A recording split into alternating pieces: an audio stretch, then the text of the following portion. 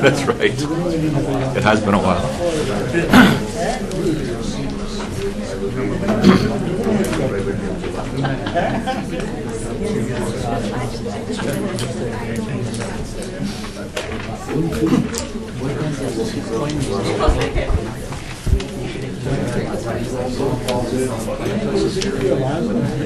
No, I think Tezzy's gone off to that already.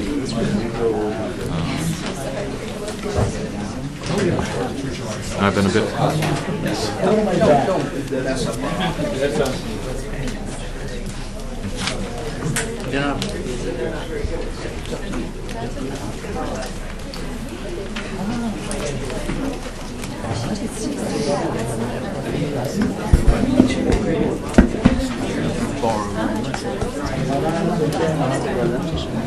Good afternoon, ladies and gentlemen. Welcome to the Wilson Center. It's good to see many faces of many old friends. It's also nice to see some new faces here. I'm Bob Hathaway. I direct the Asia program here at the Wilson Center, and am one of the two hosts of this program today. I'm delighted to be working with Dr. Amna Buttar down at the other end of the table, who heads the Asian American Network Against Abuse of Human Rights, and who is the co-sponsor of this program as well. Before we get started, and before I turn things over to Dr. Buttar, simply want to take note of the fact that Pakistan and Pakistanis have been very much on our minds since the 8th of last month. Many of us, I dare say, virtually all of us in this room have friends in Pakistan. Many of us have loved ones in Pakistan. And all of us have been deeply moved by the great tragedy that Pakistan and Pakistanis have experienced as a result of the Kashmir earthquake. Our thoughts are with Pakistan and with Pakistanis, and our well wishes, certainly, and I think it's useful as we, on a regular basis, get consumed with our own parochial concerns here in Washington, that we keep in mind that a good many people in Pakistan and elsewhere around the world are dealing with troubles which put our own troubles, make them seem pretty small potatoes. So with that, let me turn to Dr. Buttar to welcome her, say how pleased we are to be working with you, and I'll turn things over to you, Amna. Thank you. I don't think I need the mic. Everybody can hear me? Thank you very much. I'm the president and founder of Asian American Network Against Abuse of Human Rights. And we started this group about 3 years ago. We are a US-based group that primarily comprises of a majority Pakistani, people of Pakistani origin. And we're an advocacy group. We started this group to increase awareness in U.S. and everywhere else in the world, in Pakistan, especially in U.S., regarding problems that face people in Pakistan, especially women. Our focus has been women and the problems that they face, and human rights related issues like unjust laws, lack of justice for many reasons, and feudalism. And these problems are not women are not the only ones facing these problems, but they sort of bear the brunt of these problems. And we try to arrange series of symposia and seminars, and we're very lucky that I asked Ms. Asma Jahangir if she could find some time in her very busy schedule here to come to DC and inaugurate our start of our symposia in DC. We have not done one yet in Washington, DC, and we're also very fortunate to have started a collaboration with Wilson Center here, and we're very, very grateful to Bob Hathaway here that gave us a chance. And I'm hopeful that this will not be, this is the first, but this will not be the last of the symposia that we will do in collaboration here, and we will keep bringing to you such issues. And we have a flyer that we will distribute. There are things that we at ANA are asking U.S. Congress and U.S. Civil society to urge Pakistani government to do certain changes that can be made. That are some of them, a lot of them are tangible changes that can be made in Pakistani laws. And we bring to you these two speakers, Asma Jahangir and Larry Robinson, who will give to you a way forward for human rights in Pakistan. How can we go forward, and what, if any, role Western society can have in the internal movement for human rights in Pakistan. And we're also very fortunate that Mr. Dennis Cooks agreed to be the moderator, so I will just go ahead and hand over the podium or mic or the table to you. Please go ahead. Well, thank you very much. Is the mic on or off? Okay, it's on. Okay. Well, obviously since 9/11, and even before, Pakistan has been not only in the thoughts of South Asians like myself, but of the broader policy community. And whether Pakistan is no longer just an abstract, idle question of interest to Pakistanis. The nightmare in Washington or elsewhere, of course, is a nuclear-armed state run by the mullahs. And so I think we're very lucky today to hear about what, in a way, is when you cut through some of the abstractions, at the core of the problem in Pakistan, the human rights situation, the lack of political stability over the long term, and so forth. And we are very lucky to have two speakers, very different, with different approaches. First, on my right, Mrs. Asma Jahangir, who is well known, known worldwide, in fact, as, if you say Rosa Parks, who just died, was the mother of the civil rights movement in the United States. Asma Jahangir is not just the mother, but also the motor of the human rights movement in Pakistan, going back a generation to the founding of the Women's Organization in 1980, but even before then, on reading your bios, I didn't realize that, as sort of the chip off the old block. Mrs. Jahangir's father was an opposition figure and went to jail for a number of years. The family was hounded, and that is this, if I understand correctly, that got you going into human rights broadly put, not just minority rights for the Christians, for the Ahmadiyas, or gender rights for women, for children, but political rights too. So we're very lucky to have her here. She has been for a number of years the chairman of the Human Rights Commission of Pakistan. She's the UN Special Rapporteur on freedom of religion and beliefs, and won the Magsaysay Award, was awarded the Magsaysay Award in the mid-90s for her work. And most recently, this Washington is a city of marathoners and joggers. She participated in an attempt to have a co-ed marathon in Lahore, and for her trouble got beaten up and roughed up by the police. So she not only talks about human rights, but she's there on the front lines. And our second speaker, who comes at this from a very, very different perspective, is Larry Robinson, who is just retired from a distinguished career in the State Department and before that the U.S. military. But most particularly for our discussion today, Larry was in the South Asia Bureau for 4 years and in charge of the Regional Affairs Office for 2 years. And that is the office that focuses on, among other things, many things, but human rights. And so he was very much involved in the reports of Pakistan, about Pakistan, that were issued by the State Department. Well, Larry went on from Washington to Islamabad, where he was political counselor, and he just returned a few months ago.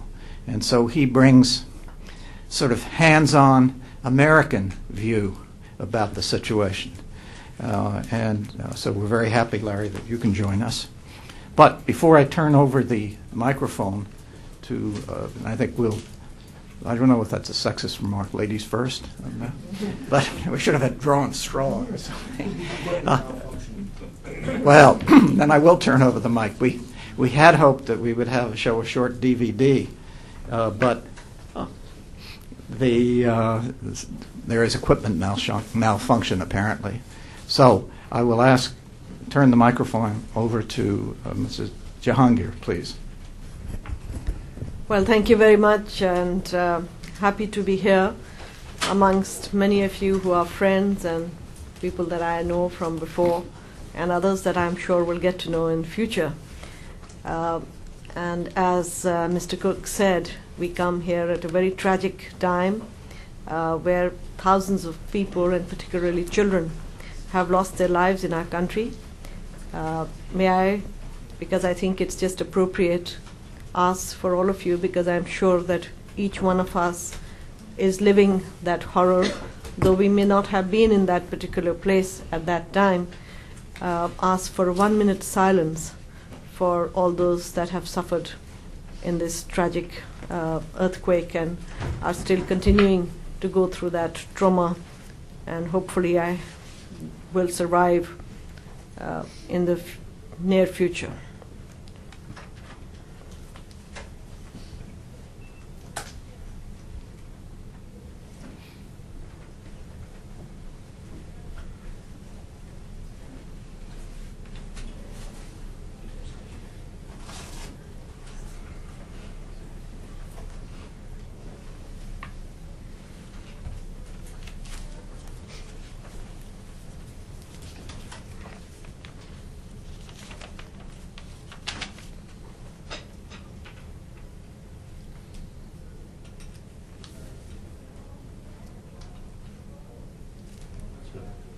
Thank you very much.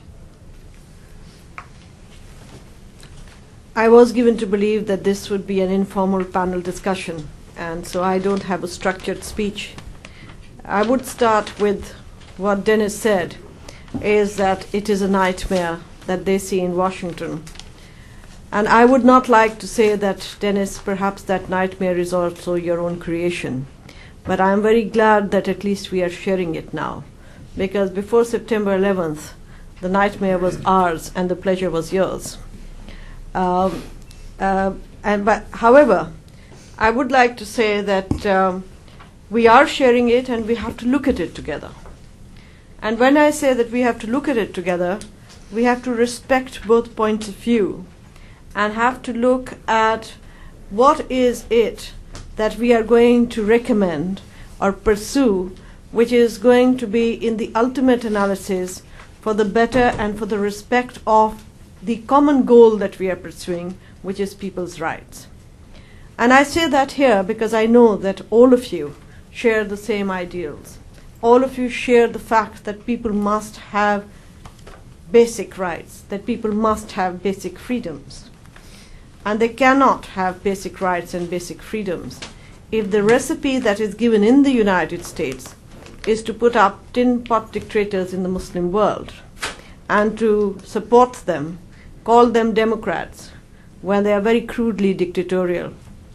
So I think that that has to go hand in hand. I don't want to start off by US bashing, but the reason I am saying that in the very beginning is because we have to forge a common approach.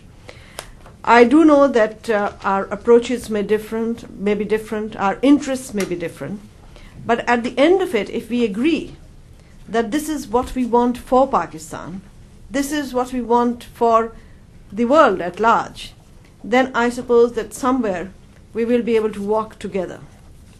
At the moment, I'm afraid that what we as civil society in Pakistan are going through is a daily nightmare.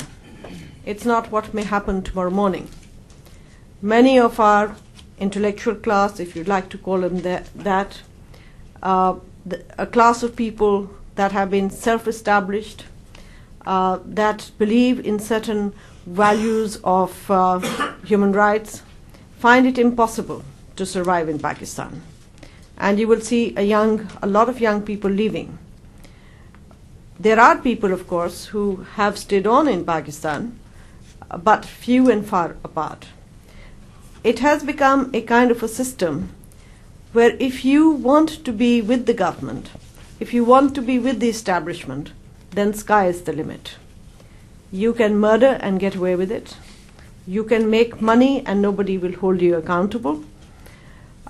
You can go and torture people and you will get away with it.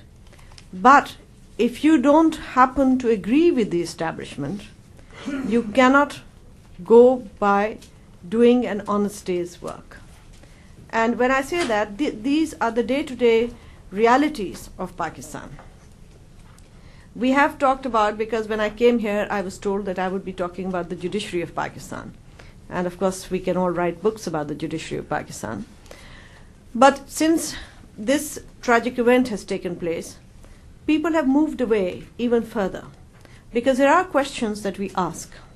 The question is that in the 60s, people used to accept military governments on the plea that they were more organized, that they had a lot of resources, which they still do, and that nobody can compete with them. And believe me, that the disparity between the military and the civilians is just too far apart now. Civilians cannot anymore compete with the military. But this tragic event has shown us that the military is also not competent. For example, on the first day of the earthquake, which is Saturday, till late at night, the Prime Minister on television and the President were both saying that there are something like 1,000 to 2,000 people that are dead. Now, people can go wrong in figures, and I accept that. But I think off the mark by a good 50,000 is something that tells you something about the manner in which a government is run. More than that, it was a time and it was a period that when we were all sitting and watching television in our own homes, we were all traumatic. We were glued to it, we were scared, we were in a feeling of helplessness, and even a person like myself, who's never prayed, did pray to the Almighty, saying, please save those children that are under the rubble. Please save these people. But we did not see on the television any sign of any humbleness, either on the face of a dictatorial president or on the face of a prime minister who has been put there without people even knowing what his name is. And that, as a Pakistani, made me feel really bitter. Because these are humbling events. These are humbling moments.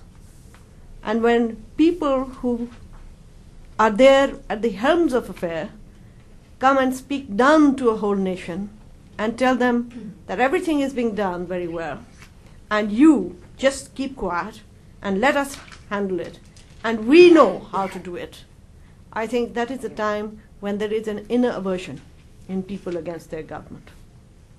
Why I am telling you this is that it doesn't matter if I'm against the government or not, because I can only raise my voice.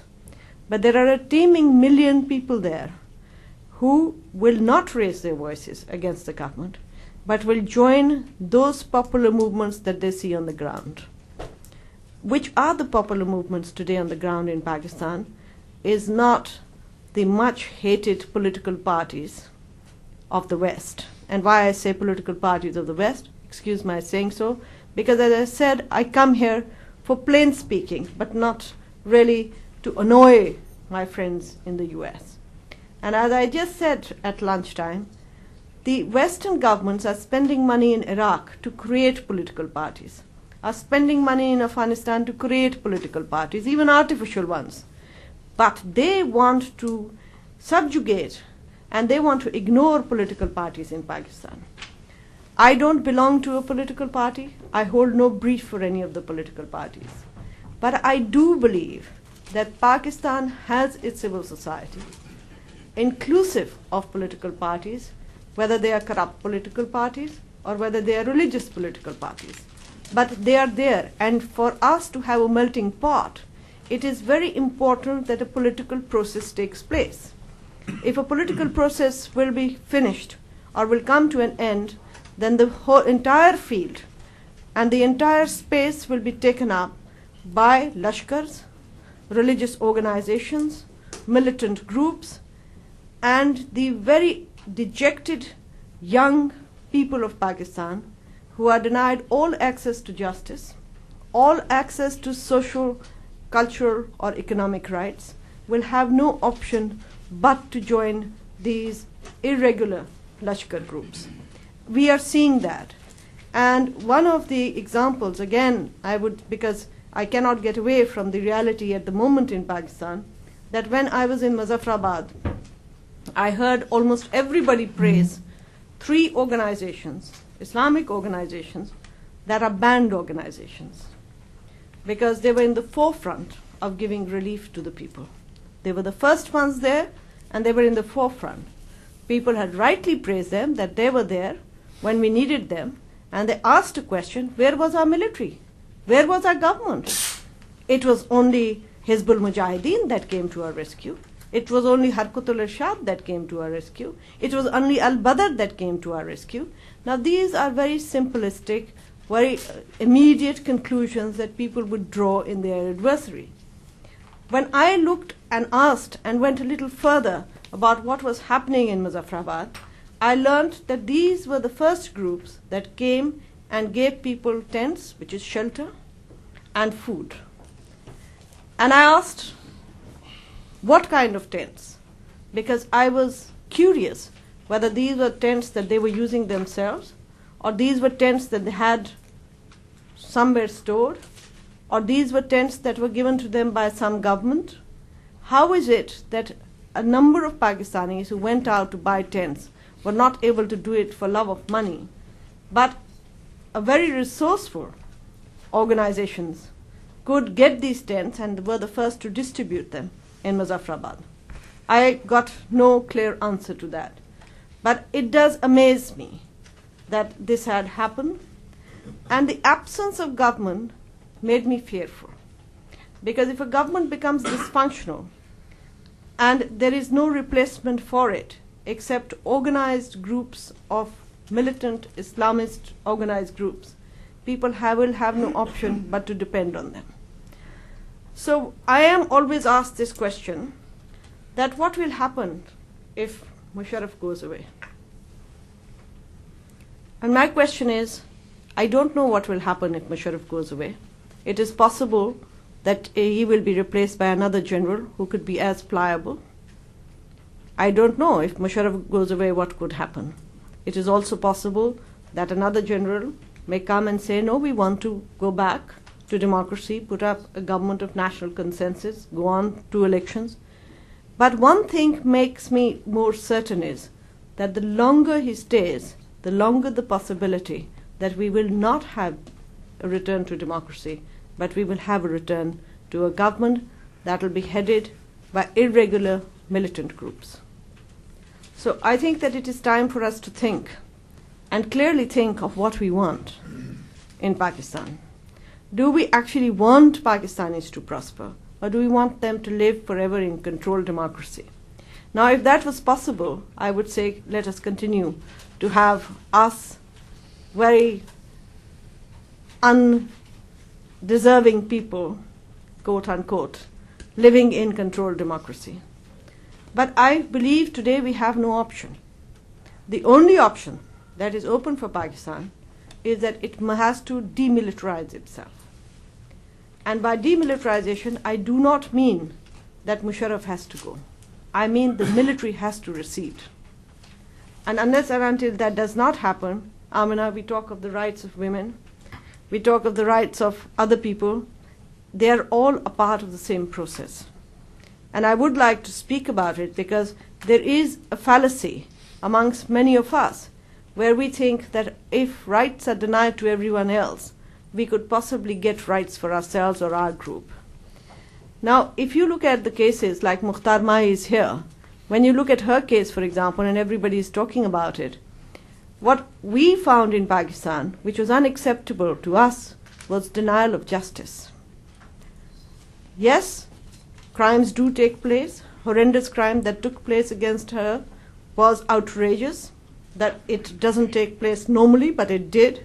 But the fact that there is no process of justice in that country makes one wonder how we will begin to look at the rights of women in a separate compartment to the rights of everybody else.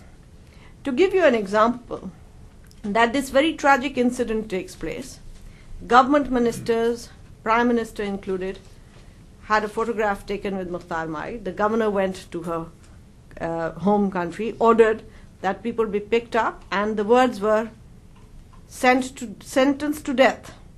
Now, I thought to myself that how are they going to expect people to get justice if all the ministers with one voice are asking that the culprits be sentenced to death?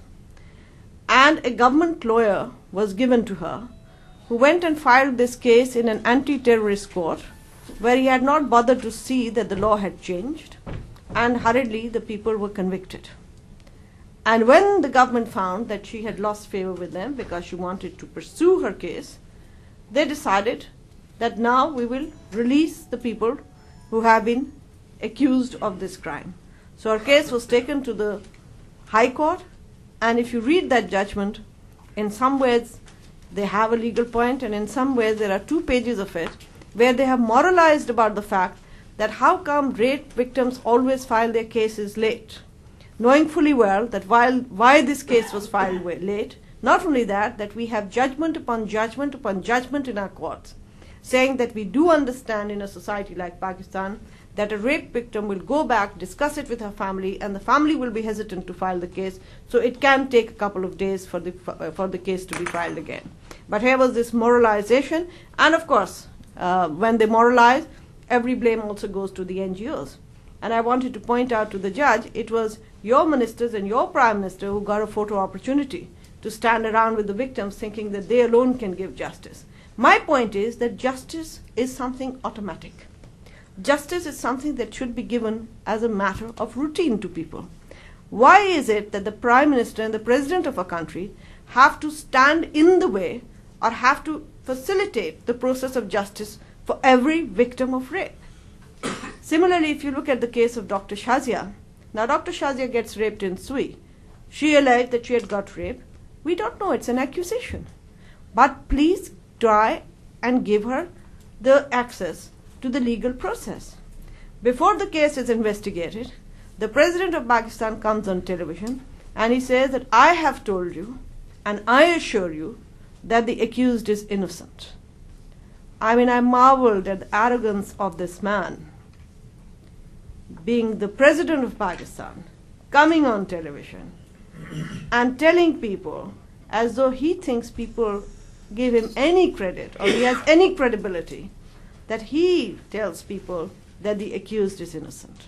Now that is the level of personalization of cases of rape. Why? Because the person who was accused, and I still insist accused because I don't know whether he's guilty or not, was an army officer. No investigation was carried out. She was whisked away in a chartered plane from Sui to Karachi. Her family was not informed. They were only, despite the fact that she kept saying for 2 days that please call up my brother, it was only in Karachi that her family was informed. I went to see her when she was in virtual house arrest. First they thought that I was a family member and let me in. When they discovered I was not, they almost broke down the door. And very unceremoniously, Mr. Iqbal Haider, who was a former law minister, and Anis Haroon, who is a woman activist from Karachi, and myself were shown the door. And I said, look, you want to help her. She has asked me, here is her email, that please come, I want to engage you as a lawyer. how can you deny me as a lawyer from meeting my client? And they said, if you are seen here again, the small facilities we have given her, we will not even give her that. Now, if that is what the government is talking about, protection to a woman, then I don't know what incarceration is. And after that, she was whisked away to Islamabad. Nobody met her. And Anis Haroon, who is from Aurat Foundation, was called up by the intelligence and said, could you please take her to the airport so that we can tomorrow tell in the press that an NGO has taken her out of the country? So she said, I cannot, because I am not taking her out of the country. I don't even know where she is. So please, do whatever you have to do on your own, but don't involve the NGOs in it. Now, these are only two cases. The third one, Shaziana's case, which we are doing at the moment. What happened to this young woman? Her husband was probably some kind of a crook, was doing some kind of a dealing with cars, registration, and there's a whole scandal that has now reopened in the Supreme Court, which shows that every police officer in that city was involved into this corrupt racket. She goes from pillar to post because the police begins to harass her and her family, trying to tell them that she has filed many cases, that her family has changed many homes, and the police still will not leave them alone. She went into the National Assembly, which is our parliament, to try and see the Prime Minister by mistake because she didn't know any better. She found herself in the chambers, the main assembly, the main parliament, where the debates take place. She thought that this was a place where people come with their complaints to the Prime Minister. So she got herself a front seat and was about to make her grievance known when she saw another woman there who was an MNA and went up to her and said, what is the protocol? How do we go about it? Or do I just put on my mic and speak? And she said, well, which party are you from? She said, what do you mean party? I'm here because I have to, tell the Prime Minister that there are certain policemen who are harassing my family. She was picked up, she was searched, and she was sent to prison on the orders of the Speaker of the National Assembly. After she was released on bail, the policemen picked her up. The SP, and this is a higher police officer, tried to rape her, according to this woman. When he couldn't rape her, he urinated in her mouth, got another police officer to rape her, and then she just went back and withdrew all her cases.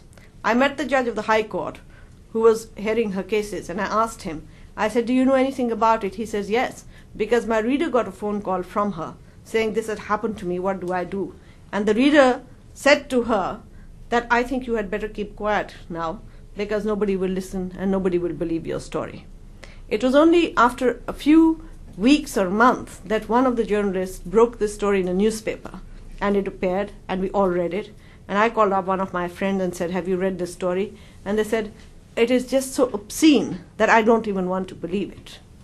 Finally, this girl turned up, as usual, at our doorsteps at the women lawyer's office, and we were pursuing her case. The Supreme Court ordered that an inquiry be held with 2 senior police officers. Their report was given, and the police officer said, yes, an FIR, the first information of the police, should be reported immediately.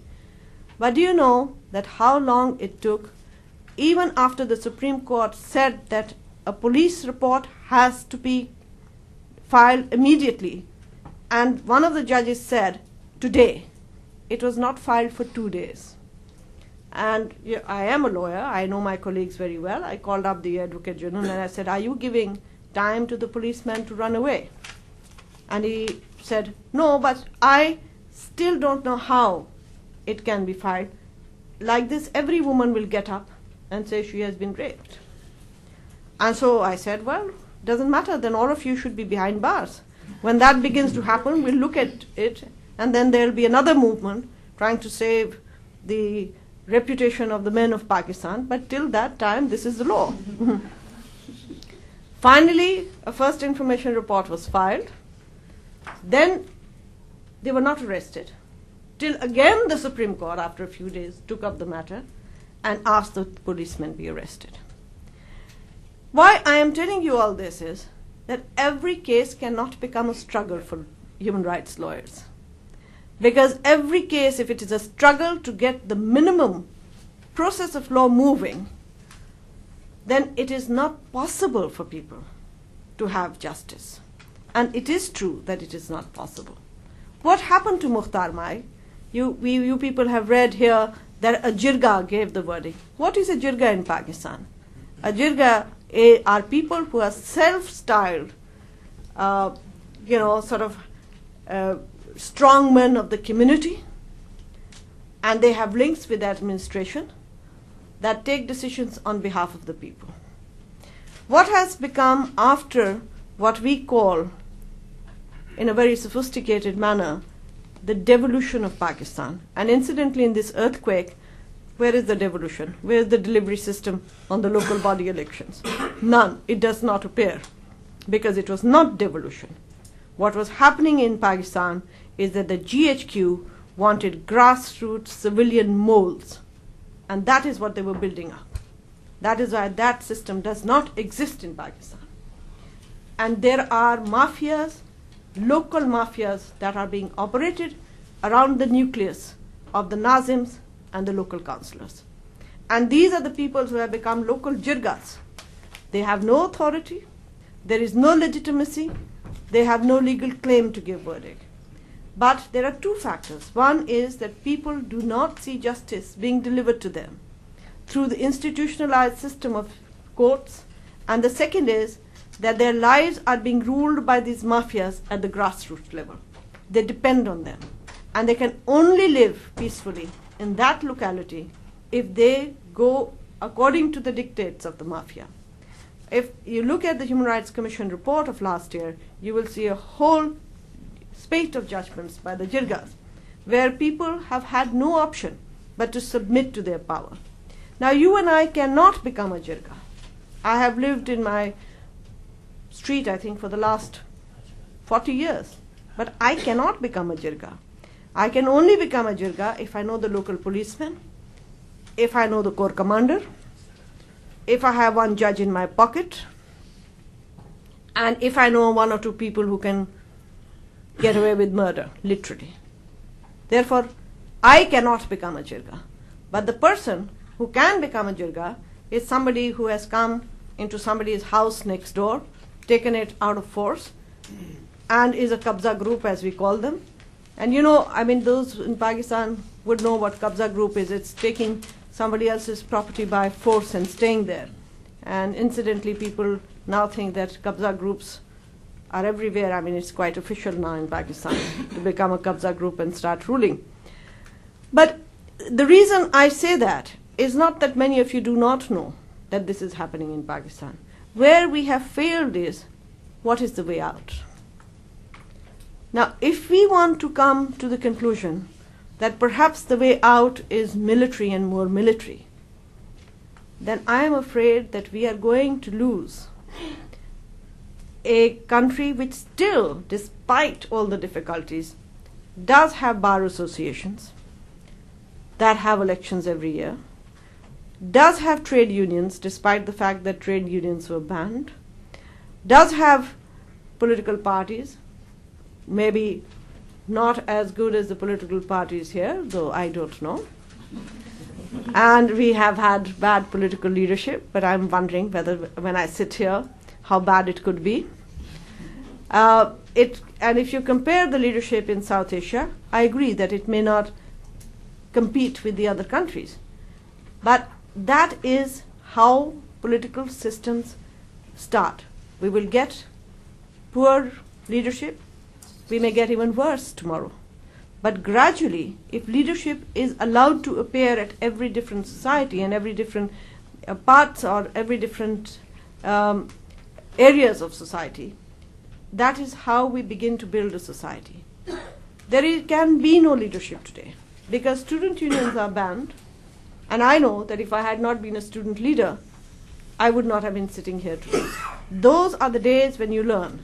Those are the days when you begin to think politically. Those are the days when you have the energy in you to walk out, to march out in the streets. Those are the days that you create your role models. We don't have role models because all the professors in the universities, if they speak their mind, they are victims of a number of laws and policies. They cannot speak against the government. They cannot speak against dictatorships. They cannot speak about freedoms. They cannot discuss religion openly. So I think that it has to have a certain kind of a mindset of a professor, or they become very quiet. So you have no role models there. Who are our vice chancellors? Retired generals. And I don't think that they can be role models too. We have no role models in trade unions because they have been decimated. We have no role models even in civil society, where people are either harassed or they are silenced through fear. So there is a bankruptcy in civil society that we are beginning to experience now. For a long time, it continued, and there were remnants of people who did speak up. There were poets, there were writers. Now we see that it's decreasing gradually. And that is when I fear, when you lose the cultural sophistication and the cultural backing and the political backing from every thinking, that a society begins to decay. And I do believe that when societies begin to decay, then it's decadence that takes over. And we know that with decadence also comes conservativeness, and with conservativeness, you're susceptible to those groups that preach hate, exclusivity, and a kind of a policy that puts you apart from other people. So if Pakistan is to be a part of the political global movement or progress, I do believe that we have to think hard of how we are to overcome some of the, I would say, even limitations that we have within the political systems. But there is no doubt in my mind that if our next generation, if the girls are to laugh and sing, and if our children are to think politically, and people have a right to laugh, then we have to go back to a political culture and not to a militarized culture. Thank you.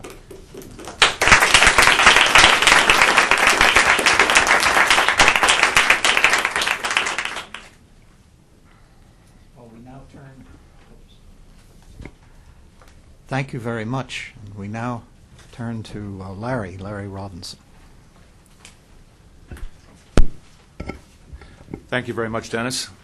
This is, by the way, is my private sector debut. I retired from the Foreign Service just at the end of September, and I've done a good bit of speaking while I was in the government, but this is the first such occasion since I left government service.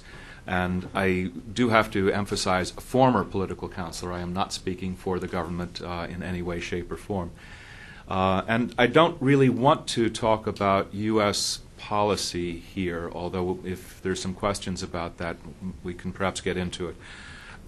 Instead, I want to draw on my 6 years of working on South Asian issues, including the human rights reports every year for the 6 years, and my 2 years in Islamabad, where I was not able to travel as much as I wanted around the country, but I had an enormous number of people come through my house and meet at the hotels, and tried really hard to figure out what makes the society and the country tick. Pakistan is a dilemma. It's it's one of those countries where you figure, why isn't it doing better than it is? Nothing ultimately really seems to work there. And there are plenty of very talented people. There's adequate natural resources. For a long time, most of the time since independence at partition, Pakistan's economy was actually doing better than that of India's. The GDP per capita was higher than that of India. It's only in the last few years that that's tended to go the other direction. And yet it's a highly dysfunctional society, and a place where very famously democracy just hasn't seemed to work. It's a place with probably more different kinds of serious human rights abuses in a more open environment, a more open society than anywhere else in the world. Former Assistant Secretary of State for Human Rights described Pakistan as his worst dilemma. Not that the human rights situation there was the worst in the world, very definitely it's not. But with a place like North Korea, it's very easy. There are no human rights. End of subject. In a place like Pakistan, you have a robust political culture, after fashion. You have a significant civil society. You've got a lot of very bright, very disputatious people. We've just been hearing from one. And yet you find the persistence of very, very serious abuses. And the question then is why? Asma Jahangir has given one cut at it, which is that it's basically the fault of the military for not allowing a political culture to flourish. And the answer is to go back to a political government.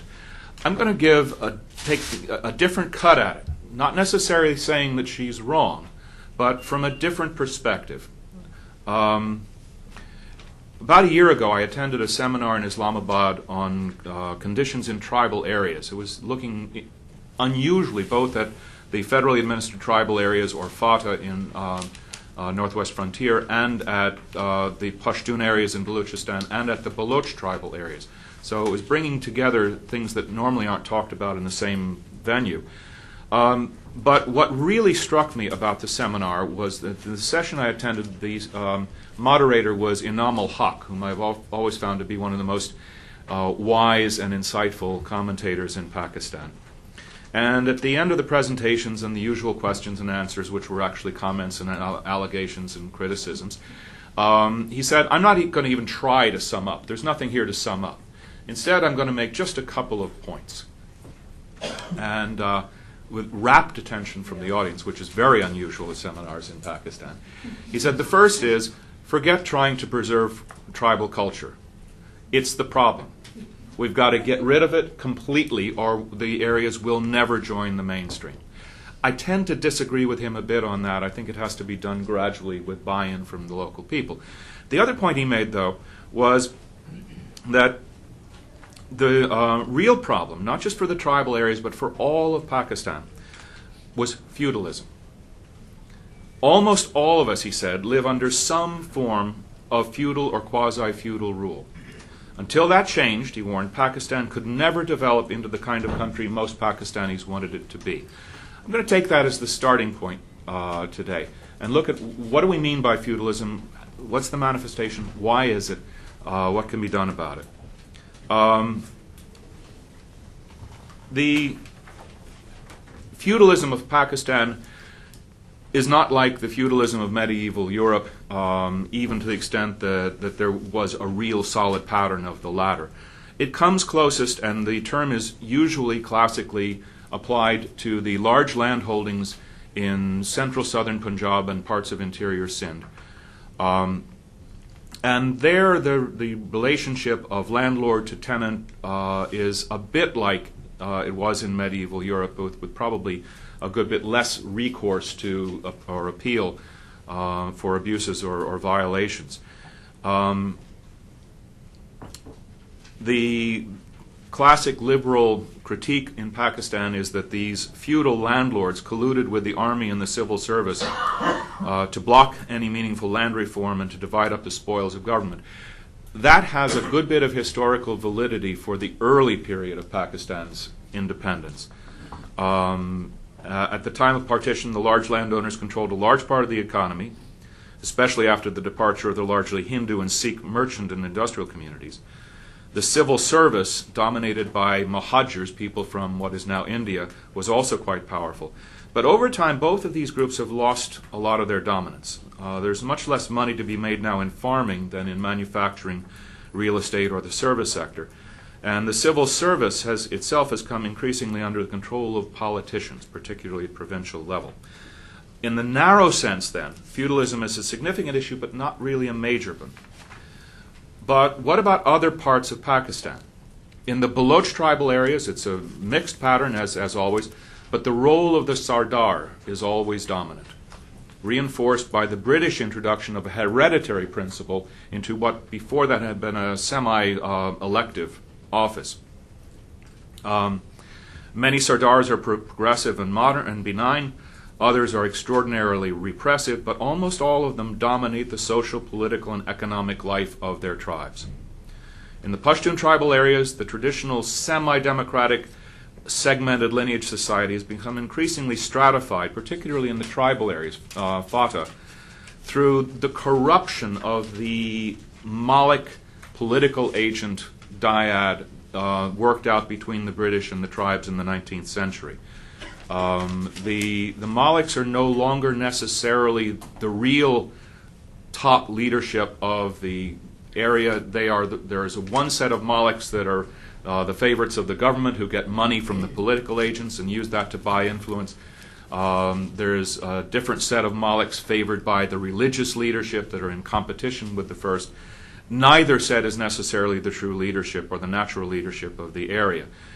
And so the society there also has become increasingly stratified in ways that were not the case in Pashtun tradition. Even in the settled areas of NWFP and the major cities, which are arguably the most egalitarian and democratic areas of Pakistan, it's hard to find a constituency that is not dominated by one, or at most a scant handful of wealthy families. The patterns are diverse, but a few characteristics are nearly universal all over Pakistan. In almost any neighborhood in Pakistan, most of the key political positions at every level of government are controlled by a tiny, wealthy elite. Now, this wouldn't matter terribly if Pakistan had a well-developed apolitical institutions, strong civil service, solid judicial system, but it does not. There's an unofficial but pervasive system in which most key civil service appointments at local level are effectively controlled by the local elites, largely through their members of the provincial and national assemblies. It is quite common for one family to produce the member of the provincial assembly for the area, the member of the national assembly for the area, the senator for the area, the Nazim, the head of local government in the area. And that gives them a hammerlock on just about everything that happens there. Any member of the provincial assembly worth his or her salt can get a police officer or a teacher hired, fired, or transferred, mostly transferred, because that's the easy way to reward and punish. The result is near impunity of dominant local families, and impunity breeds abuse. Two other factors that reinforce this social stratification: caste and clan. One of the things that struck me most when I moved to Pakistan that I really wasn't prepared for was the persistence of the caste system.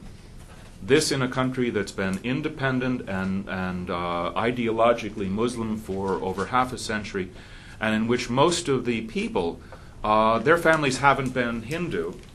In Punjab and Sindh, most people are descended from people who were Hindu at one point. But the caste system has persisted long after Hinduism was swept away by Islam. Islam is the most egalitarian of all the world's great religions. And yet, in Punjab and Sindh, where about 80% of Pakistani lives, just about everyone is fully aware of his own caste and the caste of all the people around them. I hope I'm wrong on this. I'd be delighted to be proven wrong, but my impression is that social interaction, up to and including marriage, is normally conducted within a narrow band on the caste range. Now, there are also exceptions in terms of the Muslim honorific titles, the Sayyids, the Pirs, and so on, mostly descendants of people who came in with invading armies from Central Asia centuries ago. But and then there are areas where tribes, mostly Baloch tribes, have moved into Punjab and Sindh. But they too seem to find their own niche in what remains largely a caste-dominated culture. This caste and clan stratification tends to reinforce the social structure by giving those with a certain caste or clan status reason to reinforce and support the status quo. Well, I haven't mentioned the Army yet, and there's a reason for this. The Army is a parallel elite. It's a parallel hierarchy, a bit like the church in medieval Europe, that's answerable largely to itself and self-referential. It has a pervasive presence, as Asma said, but the Army has never ruled the country as directly as in other countries where the military rule has been imposed. It operates alongside. There is an Army representative, at least in the intelligence services, right down to town and to SEAL level.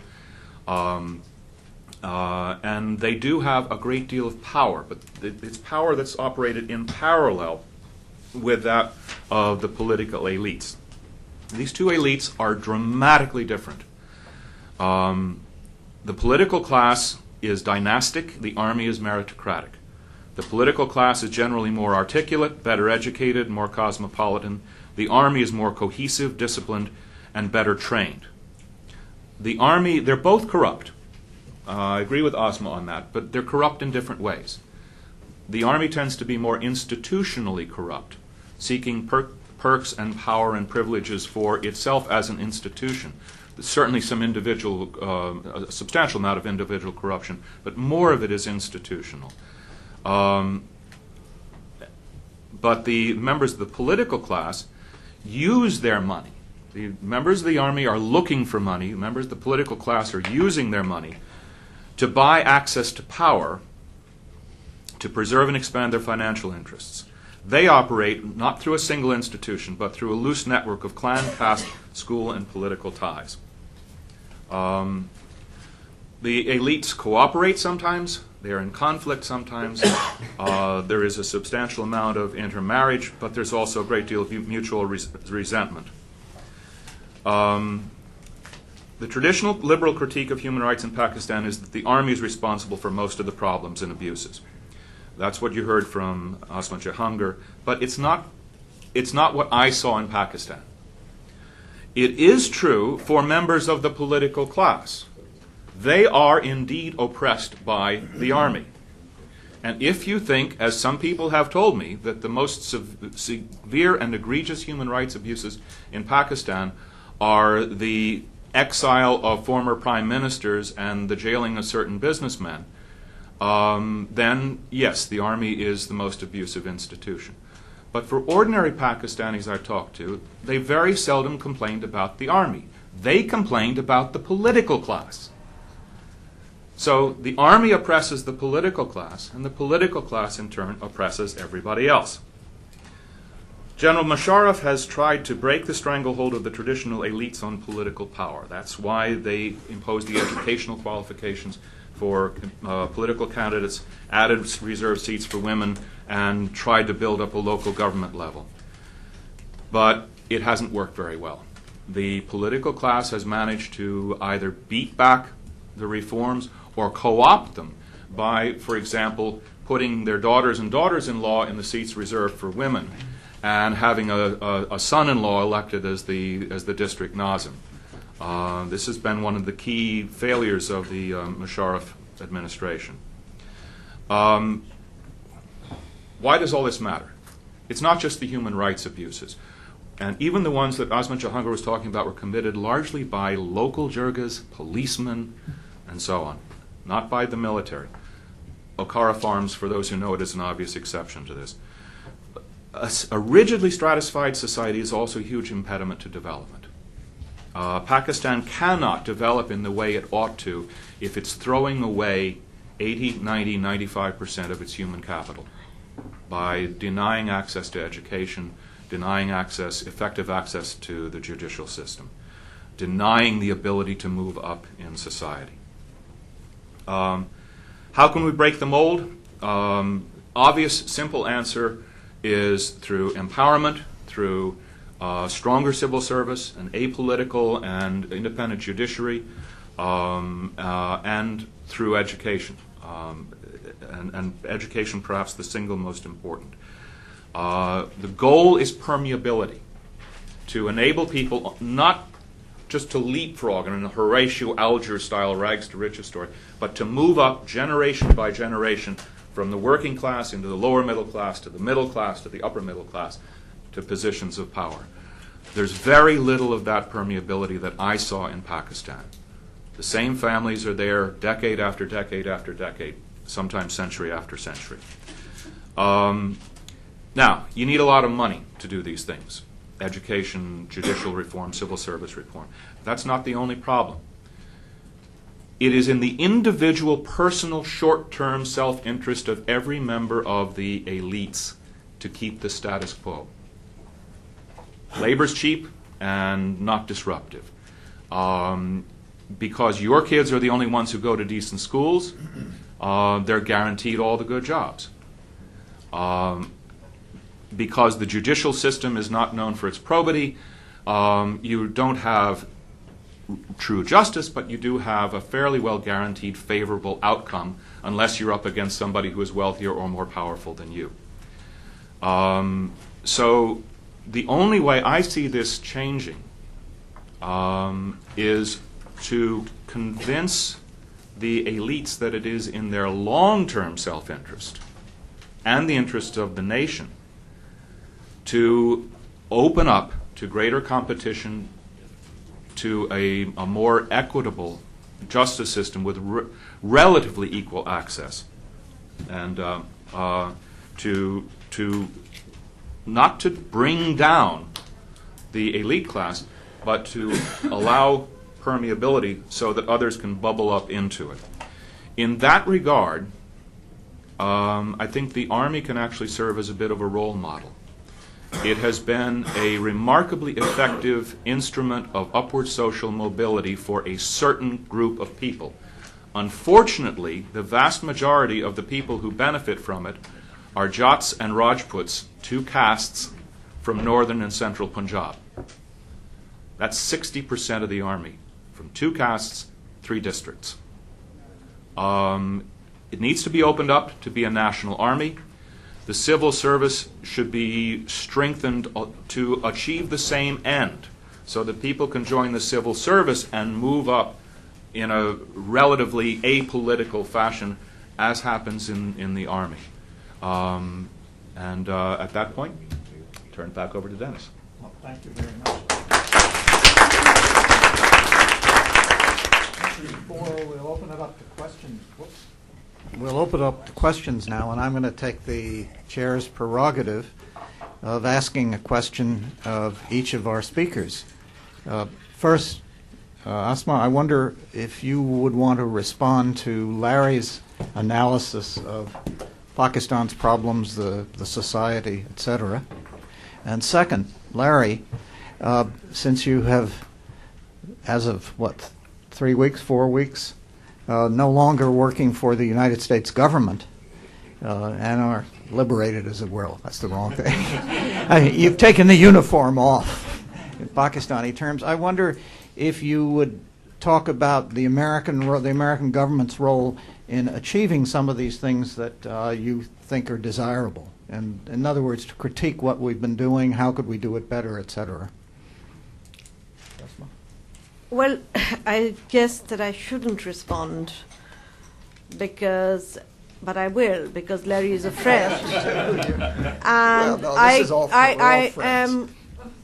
I can't help saying that if the United States government has the same analysis and the same kind of simplistic recipes of 100 years of trying to civilize the Pakistan elite, while all of us dissipate in the meanwhile, then I'm afraid that Allah is the only one that can help us. And I will also join the clan of those who are looking for Allah.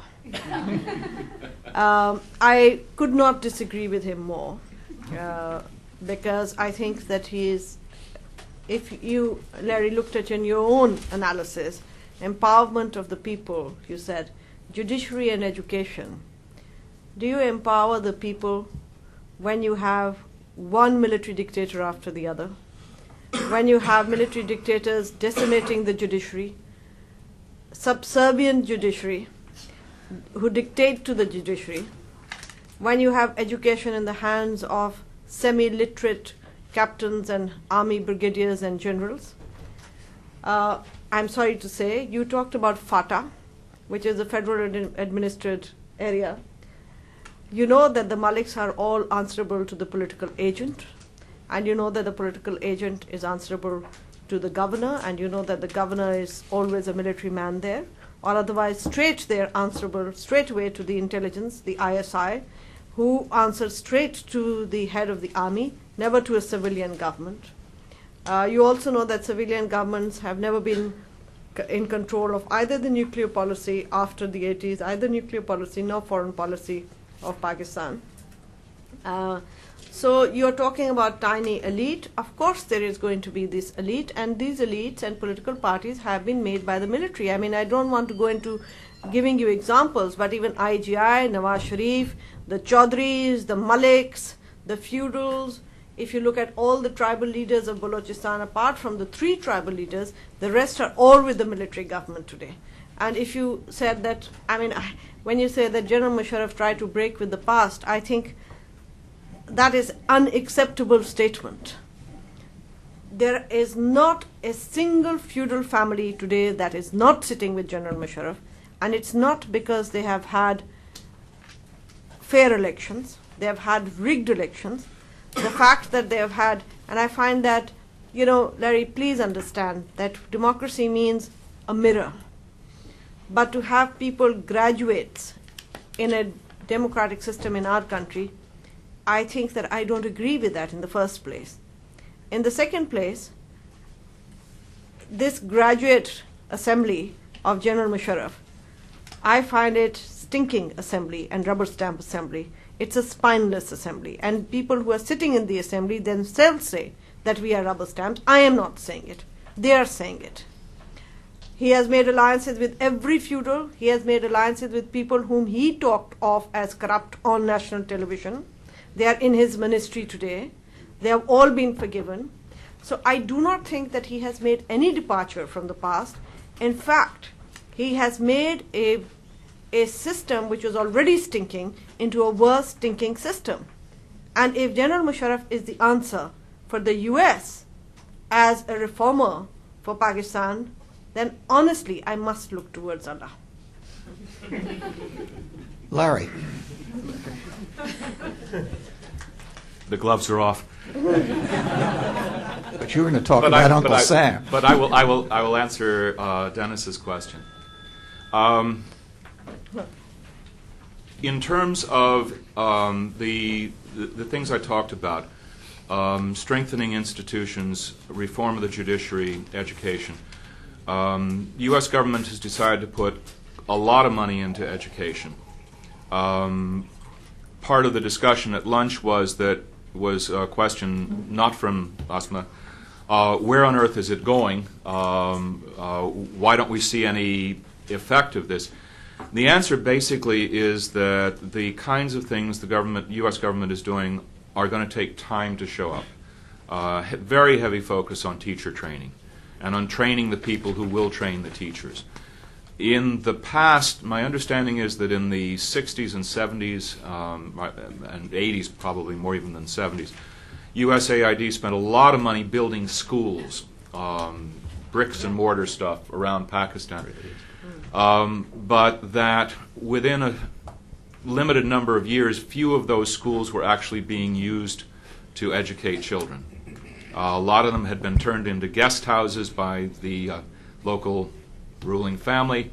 Others were ghost schools that had the buildings but either no students or students but no teachers, because the teachers, who were all politically appointed, didn't bother to show up except once a month to collect the paycheck. That's why the decision was made to focus more this time around on building a cadre of good teachers. Standards, educational standards in most Pakistani public schools are abysmal. Even when the teachers do show up, they're often extremely poorly trained with very, very little incentive to teach well. And that is such a huge problem that it's going to take quite a bit of time to overcome. Strengthening institutions, AID is working on a program to build up the processes of legislative governments at various levels, everywhere from Tsil up to the National Assembly, and to build up political parties, to train party workers, to train elected legislators. A number of other donor governments are doing much the same thing. The idea there is to build these institutions so that they can be a counterweight to the Army, among other things. Again, it takes a good bit of time. Judicial reform, there are some governments working on that. U.S. government is not, as far as I know, yet.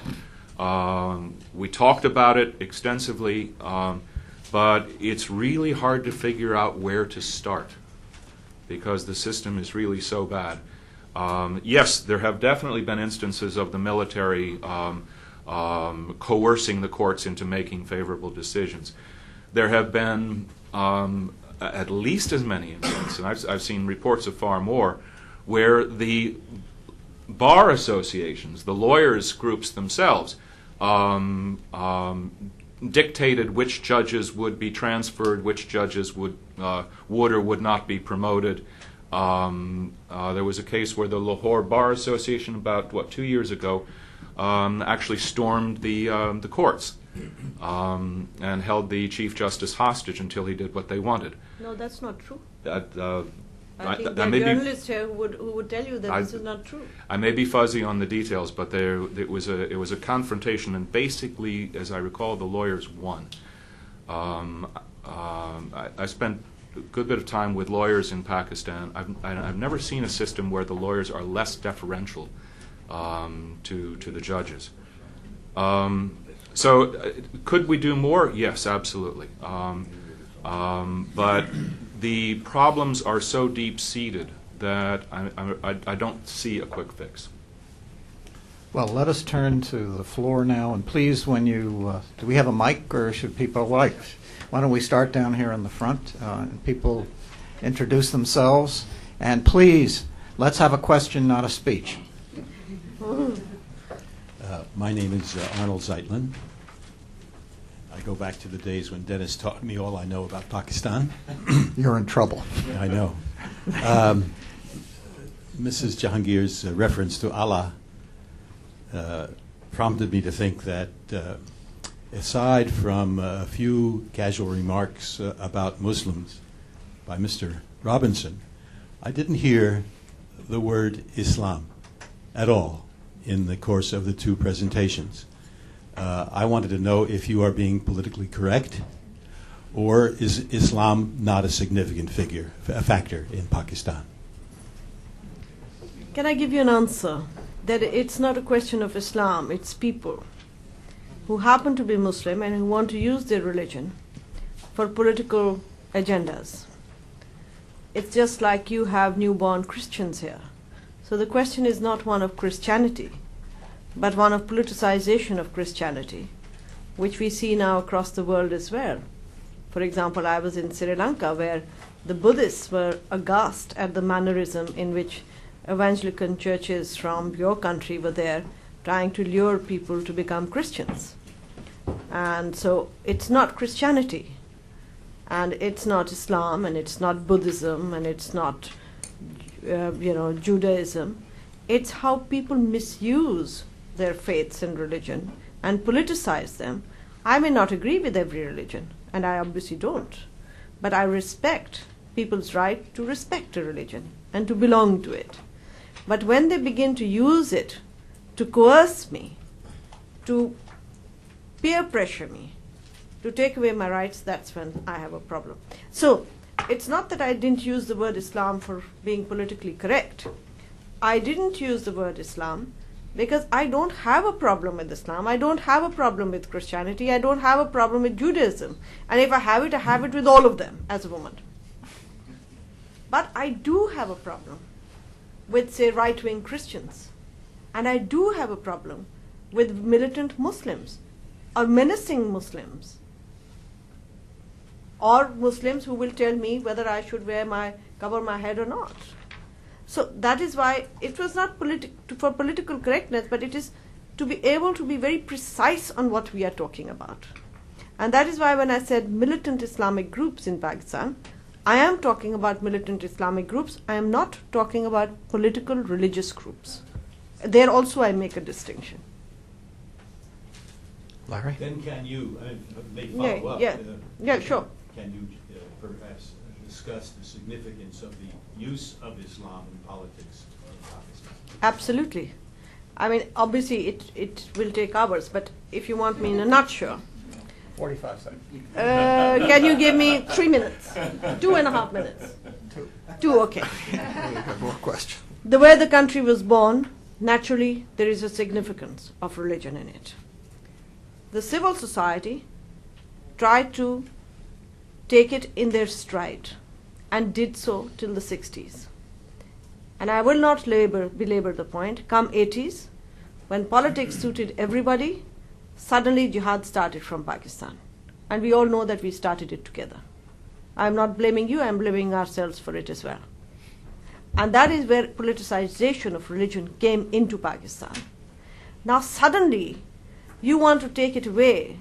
It will not go suddenly away by placing dictatorships on us. It can go away, and it must go away, by creating a political melting pot there, by working at education as well. I agree, but I do not agree that education is being worked at there, and we do not need US aid to do it. We need Pakistanis to do it, and Pakistanis who can do it their own way.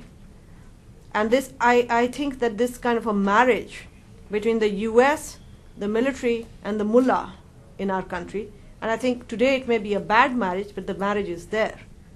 That is what is, in fact, stunting the growth of civil society in Pakistan. And it is creating elite society, as Larry rightly said, feels that it is their vested interest, so they like the status quo. That is why I think it is even more important, not only for Pakistan, but for all Muslim countries, where people tend to go towards religion, to have a political movement, to have this, political energy, so that people have some alternatives. We don't have those alternatives there at the moment. Larry? I'm delighted to say that I agree with almost everything Asma Jahangir said, except for being a woman. I will take issue with one thing she said. Very sorry, I am, and I want to be. No, I have to be a woman. I'm proud to be a woman. I can't join you in that. I will take issue with one point she made, that politicization of religion in Pakistan started in the 1980s. It actually started in 1949, I believe. No, I said 47, in fact. Okay. I think most people know this. The people who are now leading the religio-political wing in Pakistan, they or their both direct and intellectual forebears opposed partition, almost invariably. The Deobandis were against it. The Jamaat Islami was against it. But very early on,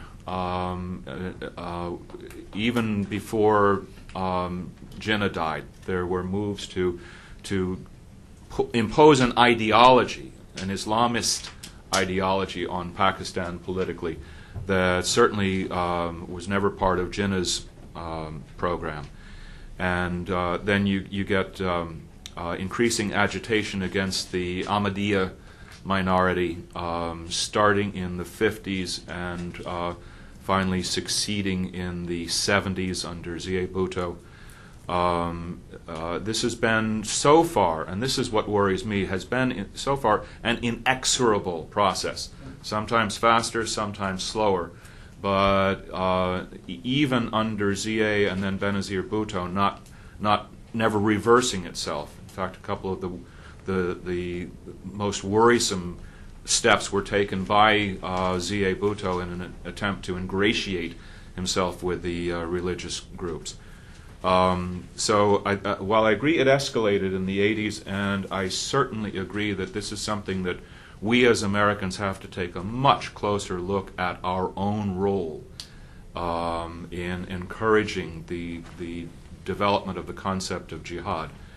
We did it because we thought it would be unidirectional, that it would be focused only on our shared enemy of the godless communists. We didn't think enough about the possibility that it could boomerang on us. And I agree with Asma, we were all in it together. U.S., Pakistan, Saudi Arabia in particular.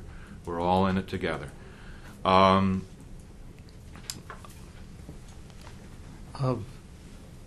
up the side, yes. Hi, this is Mushtaq Khan. I'm the Pakistan scholar at the Wilson Center. Just in terms of an outlook, and the question really is for you, Asma. I think you've rightly said that the Islamists, let's say, for want of a better word, do have a political agenda. But then that makes me think it's like the so-called secular political parties don't seem to have any manifesto, any agenda. In the 90s, you had these two dominant parties, the People's Party and the Muslim League, which were effectively one and the same, except they were driven by personalities and were effectively feudal. Now, if you're talking about trying to move away from the army, you would need, let's hope, these secular parties developing some sort of a political identity. Are you seeing that happening? Do you think that the main political parties like the Muslim League and People's Party can evolve, can sort of break the shackles with these Benazir and Nawaz Sharif type of people? I mean, let me give you, first of all, one very briefly. The question for me to come back to a democratic process is not exactly that I want X, Y, or Z there. Because I believe that the democratic process did marginalize radical Islamist movements. I can give you examples if you look at the jurisprudence during the very fragile, terrible democratic transition. Because there was no fear in the mind of judges and they were using their pen, you got the best human rights jurisprudence during those times. You got more cultural activity, and you got less and less, I'm not saying it went away, but a little bit less of that very, very fearful face of religion during that period. So that is why it is important to me. Now, what has been the political agenda of all these parties is only one: survival. And so would you, if you have an army general breathing down your neck all the time and the intelligence surrounding you. I don't think there is any secular party as such anymore in Pakistan. And I don't think that political parties have had the space or the time or even the luxury to sit down and make their political agendas. They are simply surviving. So we have to take the stock as it is. We have poor political parties. We have leadership that is there, bad or good. And on the other hand, we have a military that has brought the country to the situation that we are in. Do you want a system or don't you want a system? If you decide we don't want a system, then let's have Musharraf and another one and another one. But if you decide we have to have a system, then we have to allow whoever there is in the field to come and then put capacity in them rather than have Musharraf on top and try and use the money to put capacities in what? I mean, how do you grow the weeds under a huge bushy tree when you're getting no sunlight there and no breeze and no air? So you can put all your money into building civil society, but civil society is not going to survive under that huge, ugly military of Pakistan. Take it from me. I'm Miriam Young. I'm with the World Sindhi Institute here in Washington. You want to use the microphone? Is it on? I'll just make one comment, and then A question, though. We're running out of time. Please. it seems that the USAID's policy is in direct contradiction to our Department of Defense policy in terms of which sectors we're trying to build up in Pakistan. And I don't know which one is going to win out, but I can make a guess. But my question really is related to the title of this panel and this discussion, which is the way forward. And I was hoping that we could talk a little bit more about where do we go from here. Because, and I'm a little surprised there was less discussion about U.S. policy, but maybe that's where I can ask this in the discussion. What suggestions can you give for U.S. policy having a positive influence on improving the human rights in Pakistan? That's really what I want to hear. There is very little understanding about the ground situation in Pakistan, and I think a great deal of education needs to be done. And these two perspectives are very, very different. But can we start from where we are now and make some very concrete suggestions about how can we go forward? Thank you. Let us split the question in half. And Larry, you discuss DOD versus AID, et cetera, and you... I don't need that to be in. Well, no, let's... and Asma, you talk about the way forward for the Americans. I have never made any apologies for the idea that the paramount U.S. interest in Pakistan in the current era is to reduce and eliminate the threat from Al-Qaeda and associated groups. After 9/11, it could not be otherwise. The Pakistan Army and the intelligence services and the police are fighting against Al-Qaeda and associated groups with very significant success. And when, for example, the Pakistan Army went into the federally administered tribal areas, those of us watching the process were astounded and appalled by the inadequacy of the equipment they had to do the job. They were way less equipped in counterinsurgency terms, where you have to have a certain proportion, than the people they were facing. The people who had built a base in South Waziristan had, in many cases, better arms and better communications equipment and a lot more combat experience than the Pakistan forces who went in after them. So providing the equipment, the training, advice on doctrine and so on for those forces to do that job is something that that's an absolute. But there is, as far as I know, I have not been aware of any disagreement between state, defense, AID on the importance of developing and nurturing and fostering the development of a real democracy in Pakistan. Everybody agrees that that's tremendously important. The problem is, how do you get to where you want to be from where you are right now? I will assure Asma, by the way, that there was at least one Westerner who did not ignore the political parties during the past 2 years in Pakistan. I spent about 40 hours a week with the political parties on top of the other stuff I was doing. But will the military aid that we are giving to Pakistan strengthen the army at the expense of the political parties and civil society? From what I know, and I know a lot about what's being given and under what conditions, I don't think so.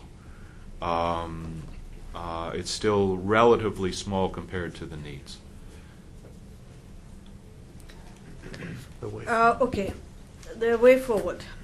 I have no doubt that not only people sitting in the U.S., but a number of us Pakistanis that have been threatened by Islamic militants and indeed been attacked by many of them and almost lost our lives, would want that the government be obliged to take care of them. But I think that if you there is a mannerism in which this war has to be fought. There is a difference. There is a political side to it, and there is a military side to it. But if you think that this by killing people indiscriminately, this war is going to be won, I beg to differ, because I went to Banu only about 5 weeks ago, and people came from North and South Waziristan to see me, and they brought little fingers in their handkerchiefs. These were children who were killed by bombardment, and our government has completely been unaccountable about the number of women and children that are killed with indiscriminate use of force. There are 2 girls who have been picked up, and at that point the government did not deny it, who are supposed to be alleged suicide bombers. 2 months later, when their family went to court and said, "Where are these girls?" the government denies that they have it. The reason I say it is that I am a believer, maybe wrongly, that if you will violate people's rights, and I believe that the means is as important as the end. I am not for Al-Qaeda, I am not for extremism, and I am not for militancy. But I think that the manner in which this war has been fought in my country, I feel accountable for that little child or many children who died. I don't think that they were terrorists, and my government has never told me why they were killed, and I resent it. I believe that it is my right to believe in what I do, but I also believe that it is the right of an extremist to believe what he wants to believe. It's the manifestation of it. If it is violent, then I think that they need to be taken care of through the criminal law, and they must be brought to justice, no doubt in my mind. So I think that but way forward. This is the way forward we think as Pakistanis. We know that now no one political party has the capacity to deal with the mess that has been created there. We believe that for 6 months there should be a government of national consensus, and parallel to it there should be an independent election commission and an independent delimitation commission, and that the political parties should have a consensus on how the selection to the judges of the Superior Court will be done, because that is extremely important, and B, that how they are going to have inter-party discourse. So these, I think, are the first step. And I'm not saying this solves our problem. I'm saying this is the first step. We have fair and genuine elections. Many predict that it will be not one political party, but it will be 2 or 3. But I do think that we will still have regional parties coming up. And unlike what is given to believe here, this is my belief, that the religious parties will be wiped out, as they always have been, whenever there has been free and fair election and people have been allowed to go out and freely ask for vote, because then it's a different thing altogether. So I think we have to carry out from there, and it has to be in full cooperation with the international community. By cooperation, I don't mean dictation. I mean cooperation. Cooperation means I know what is wrong with my country, and some respect should be paid also to what we think. And the process of vote will show what we want. If the process of vote shows that people didn't come out, only 20% voted or 30% voted, then I would say, all right, forget about it. Let's the military take care of everything, and then it will be ke sara sara. But if overwhelmingly the people come out and vote, which will be in fact saying, we don't want it. We don't want it the way it is happening. Please understand, transparency and accountability is extremely important in this war against terror. It is as important for me as a person who does not want to see militant Islam being brandished, and as important for any American. In the back, please. Colonel Datta, Foreign Policy Association. Asma ji, your vivid description of human rights conditions in Pakistan is an eye-opener. The points and counterpoints about the army's role due to its frequent coups in Pakistan, and the American attitude of reconciling with them one way or the other gives rise to a question. Does America understand the Asian psyche, and that too Pakistan in general and Pakistan in particular? Well, very briefly, I think it's a global world. We should understand each other. It's a question of whether we are willing to understand. It's a question of what is in their interest and what is in my interest. My interest, I'm afraid, is the freedom of Pakistani people. My interest, I'm afraid, is the prosperity of the next generation of Pakistani people. It does not mean that I don't care for the American people. It doesn't mean that I don't respect them and I don't regard that they are people who have fought for freedom and liberty. But naturally, I will care for my people more. And I believe that they are caring for theirs.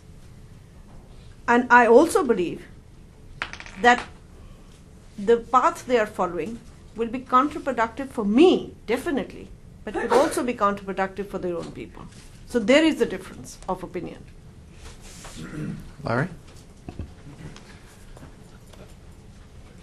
When I said earlier that I made no apologies about fighting al-Qaeda being the top priority for the United States, for the government and for the people of the United States, it was in exactly that spirit. It doesn't mean that other things in Pakistan are not tremendously important. Of course they are. And in the long term, the global struggle against fundamentalist terrorism, whether it's from Islam or any other religion, or indeed from an ideology that is not a religion, can only be won through building up societies, through building up institutions, through respect for human rights, and ideally, preferably through democracy. Democracy in Pakistan is important. It's important to the United States government. It's important to the people of Pakistan. Again, the problem is, given the track record of both military and civilian governments in Pakistan in the past, given where we are now, it's hard to see how you get there in any short term. I think the kind of government of national unity that Asma was talking about, I certainly personally would have no problem with it. It makes a lot of sense.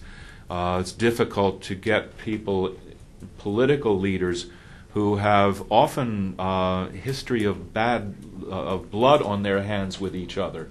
There's a lot of an astonishing proportion of the political families in Pakistan have had at least one relative murdered for political reasons. It's a country where the overall murder rate is actually fairly low, but the murder rate among the political classes Larry, is let's quite have a high. compromise. You get the military to agree, I'll get them to agree.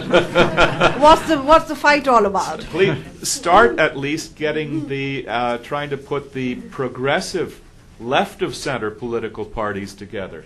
You've got the ANP, the MQM, and the PPP with virtually identical policy agendas, to the extent that a policy agenda has any meaning or importance for a Pakistani political party, and yet they hate each other. Each of them will compromise with the Islamists rather than cooperating with each other. It's an astonishing situation. Please. Nazar Qureshi, Asma, I really appreciate your comments about the context and the longer-term vision. But I was quite intrigued about your comments about devolution, and I wanted to know further how you put into perspective a vertically controlled program like the Lady Health Worker program, which is not excellent, is laden with problems, but still is functioning quite well and is a good investment, versus sort of the I guess a process to build these citizen community boards and to train community organizations and develop them into these citizen community boards for a greater say in the needs at the district level or the tehsil level or so. Because they're two sort of opposing areas of investment. And I guess this is the interface of health and governance. But given your comments on devolution, I was particularly interested in your perspectives. And then a question for Larry is that, there are no quick short-term fixes. However, is one of the solutions perhaps contracting out, like we've seen in terms of scaling up healthcare, particularly in Pakistan, in terms of what we've seen with contracting out of basic healthcare units in Rahim-Yar Khan? Because certainly within the government system, scaling up doesn't really seem to be happening all that well.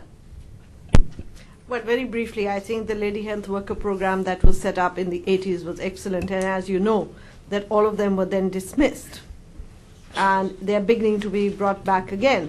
They're expanding to 100,000. First they were dismissed, if you recall. In the late 90s, they were dismissed. So now they're bringing them back again, so it will take a while to, get it. But however, this is another, it's done in the health sector, the grassroots level. But if you did have genuine local body elections and genuine self-government at the local level, genuine I mean, it would make their lives also easy. The lady health visitors' life also easy because they should know whom to interact. But if you don't have a genuine local body elections and genuine local government, and that local government is only operating on behalf of the GHQ in Islamabad or Rawalpindi, and all they are doing is to getting cars full of people when X or Y, Z comes to make their speech, then I'm afraid that you have a problem. Of course, it's always good, but it could be better if their systems were put in place. That's all I'm saying. Larry? Question of contracting out is an intriguing one. You can do a lot of it in provision of services, and there's some innovative ideas being explored in Pakistan, others in other countries that we can certainly that would certainly be worth looking at. What I was focusing on, though, was the core functions of governance. The elected legislatures, the civil service, the security services, and I think history is replete with examples of why you should not contract those out. So I would not recommend this as another growth area for Halliburton.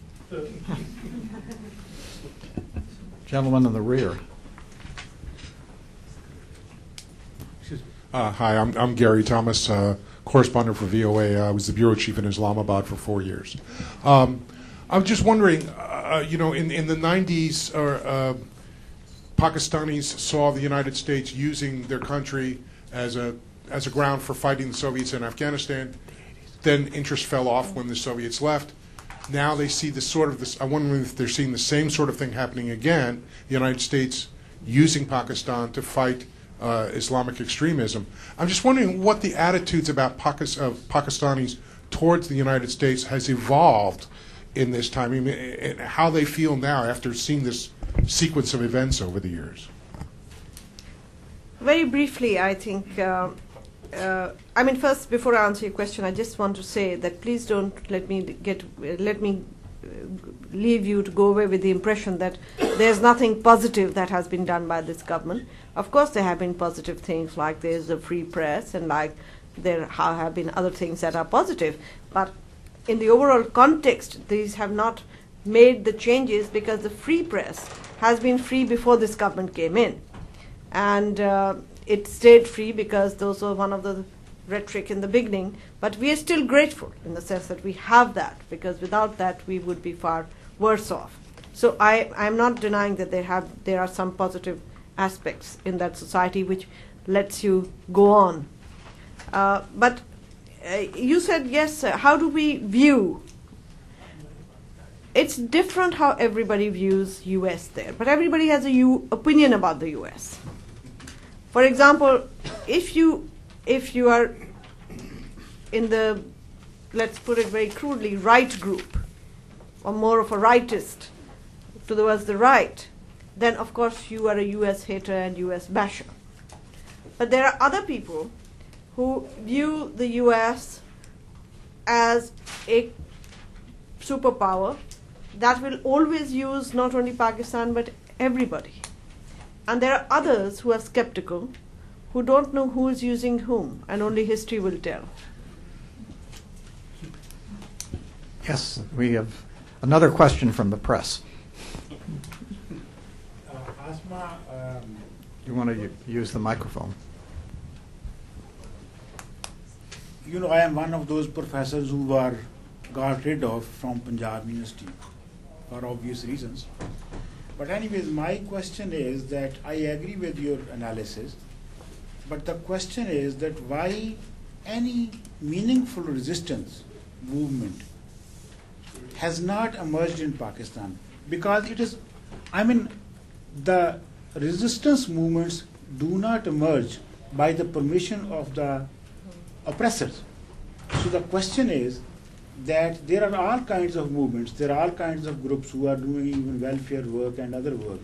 Why no liberal, enlightened social movement has emerged? I mean, I respect your work as Human Rights Front, but I am talking about a general ideological movement which can unite the liberal and enlightened sections of the society. No, I agree with you, it has not emerged, and it is very regrettable that it has not emerged. I mean, I don't want to go back into analysis of why. There are many reasons why, and despite that, there are countries where it does happen. There are, however, social movements that have continued in Pakistan, as you can see from day one. So while we cannot change a government, but we can make the sitting government very uncomfortable. So there is the Bar Association that has continued to talk about independence of judiciary, and they continue to say that judiciary must abide by its own rules that it set. And there are trade unions that will come out every now and then. There is a very strong, for example, freedom of press. You have now more or less, sort of got the military together to agree that there is going to be a kind of some level of freedom to the press. But I agree that there is no as such movement. But in 60s, they were I agree, but I also think competitive with the fundamentalists. you are right, but I think, this is my thinking, I could be wrong, is that there is also a fatigue factor in Pakistan. People have tried everything and they feel it is beyond them. They are not only going to fight X, Y, or Z, they're fighting a huge military, and it's not easy. A huge military that has very powerful friends. So who are little you and little me? Well, I think we're coming to the wrap-up time. So we have time for, what are these two questions over here? The lady in the back. Michelle Kellerman with National Public Radio. I wanted to ask, just to follow up on the Mukhtar Mai story here, what is at stake with the Supreme Court decision on her case? And also, when Musharraf was in town recently, he described some of these rape cases, and he said it seems that people are going out to get raped in order to get visas, to get money. And that doesn't sound like the words of a U.S. ally, and I wanted to see how the U.S. should be handling this issue. Well, on the second one first, I wish that I could have shown you the video that I brought, the DVD, but I would encourage somebody to take it and show it to you how all the women in Pakistan, many of the women, let's say, in Pakistan protested, and other people as well. But it takes the US to befriend someone, and it takes very little time for that person to become arrogant and lose their sense of proportion. And that is what I believe has happened to General Musharraf. Because these are not the kind of words that, leave it on a president of a country, I think anybody who has any sense of propriety could first express and then deny, as though this was local press that they could browbeat. So that's his mentality showing to you. I mean, unfortunately, I can't give you any other reason for it. With Mukhtar Mai, her case is in the Supreme Court. And as you know, the Supreme Court is the highest court in the country. It's an appeal. And before the appeal, we have something called leave to appeal in the Supreme Court. It's the preliminary stage. And in the preliminary stage, normally the case is accepted, and hers was, and the people who are accused are now behind bars. And I think for the sake of respect for the rule of law, the accused must also get a fair hearing. And this is my belief, because I believe that what we want is fairness through the trial system, both for the victim and for the accused. And I hope that that will be respected by all. We have said that in our statement of the Human Rights Commission. And that is how it will help many victims. Where we oppose the government is where government obstructs the process of justice. And that is our difference with the government. Last question over here. Thank you. It's an honor to have you here, Ms. Jahangir. My question is that Pakistan... Would you introduce sure. yourself, please? My name is Faisal Alam. Pakistan, like many other Muslim countries, utilizes the combination of colonial law and Islamic Sharia law. And I was wondering if you could comment on the problems associated with Islamic law, and if you believe that there is such a thing as Islamic democracy, as people like Benazir Bhutto often talk about. Well, she's in a position to implement it. She didn't, obviously. I have never been Prime Minister, so I couldn't tell. Well, I believe that if there are many countries in the world that talk about, sort of Christianity as being the state religion and so on and so forth, and it stays at the level of rhetoric. Now, if we believe in a system where international human rights law is going to take precedent, then I believe that we will have to put religion on the fringes of that and not the other way around. And I also am more and more of the view that if any society is to go forward, and if we are to become truly a global village as we perceive it, we will have to have consensus on certain basic fundamental rights, which are being undermined not only in countries like myself, but also in countries like yours. For example, I had never heard of a debate that torture can be allowed under certain conditions. And that reversal is very dangerous, very, very dangerous for all of us who believe in liberal politics or in basic human rights. So I think it's not only that we are thinking about Pakistan, we have to think about a larger partnership of people who will today, when the world is at crossroads, come to the rescue of those very values and those very foundations on which your country was built on. And those very foundations for which I have fought at least 2 or 3 decades. As far as Pakistan is concerned, I think that Pakistanis, by and large, have resilience, but also a horse sense.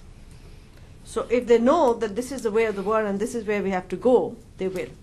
Let me also conclude, I know that I don't buy the argument that Muslim countries give, particularly in the case of women, that this is divine sanction, so we have a right to take away the rights of women.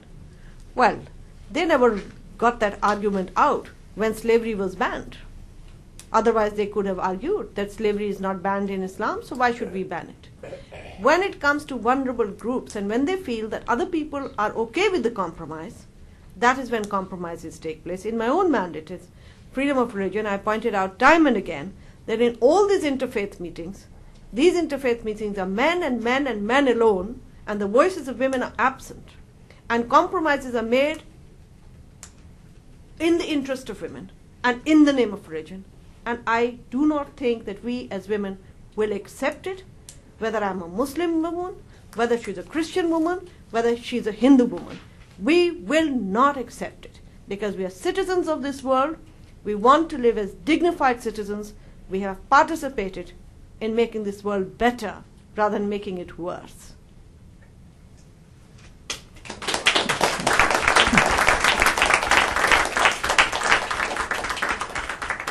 Well, I think your applause says the well-deserved thank you. And as the moderator, I'd just like to say thank you to Larry and to Asma for a very wonderful afternoon. I came to Pakistan on a personal note 48 years ago for the first time, and I've watched it off and on, now almost a half a century. And sadly, it has not been a happy half century. And I can only hope, and I think we've heard some very good advice, that the next half century will be a happier one. It'll be good for the people of Pakistan, it'll be good for the whole region, and it'll be good for the whole world. So let us, inshallah, hope that the future is better than the past. And before concluding, let me turn the mic back to Robert. Let me just echo my thanks first for our two speakers and our moderator. Secondly, to Dr. Amna Buttar for coming to us and joining us and sponsoring this. Thirdly, to all of you for coming here. Without your support, we couldn't continue to do these things.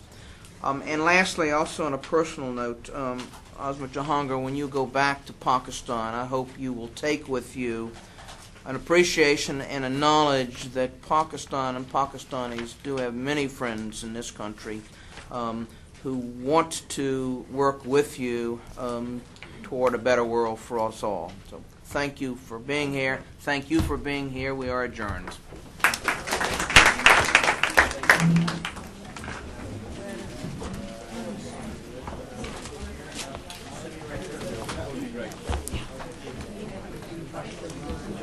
Hi. Let me just say hello to you. Hi,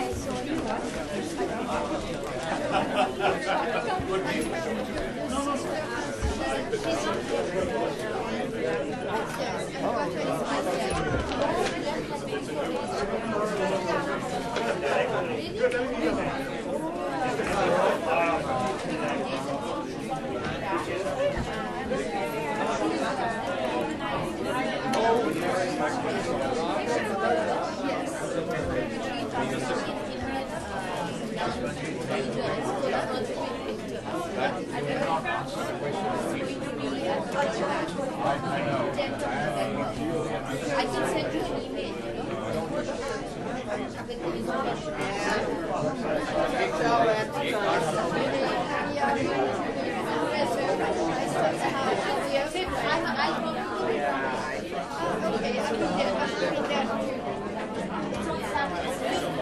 Yes, I plan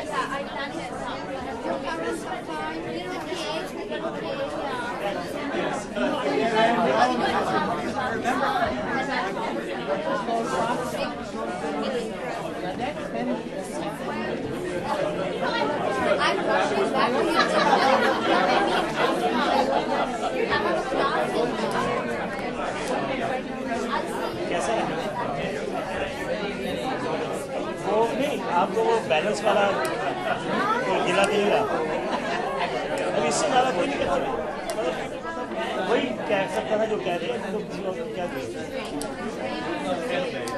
किसी की जरूरत नहीं पड़ती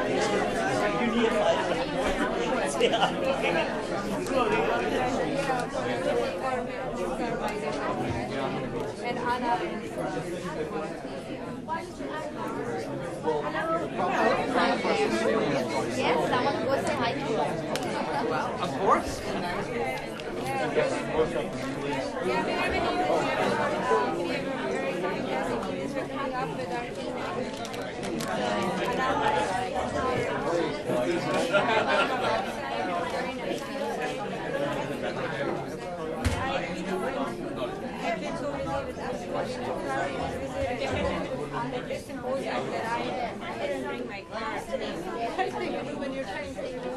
But we have a flyer.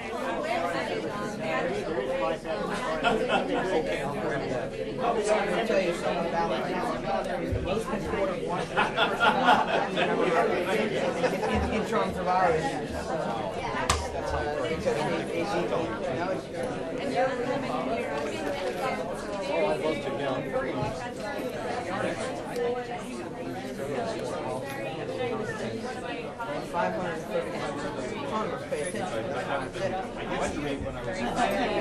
What he writes.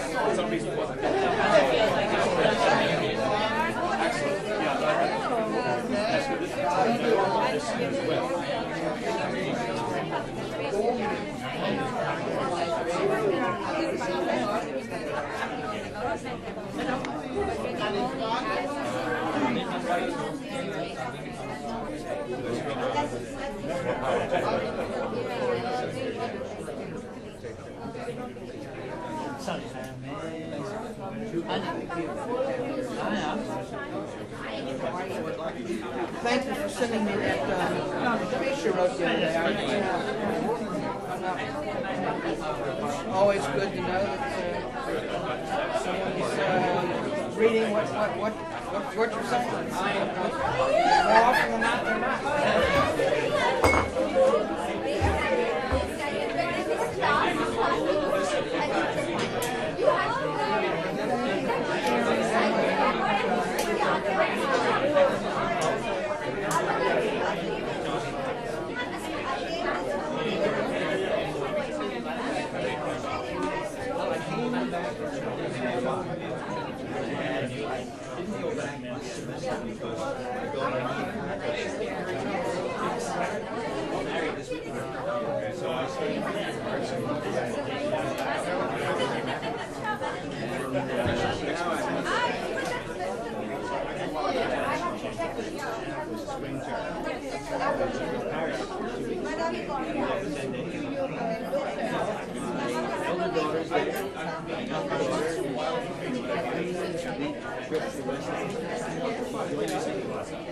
And so she'll be winding up in Paris at the same time, going to different Muslim families in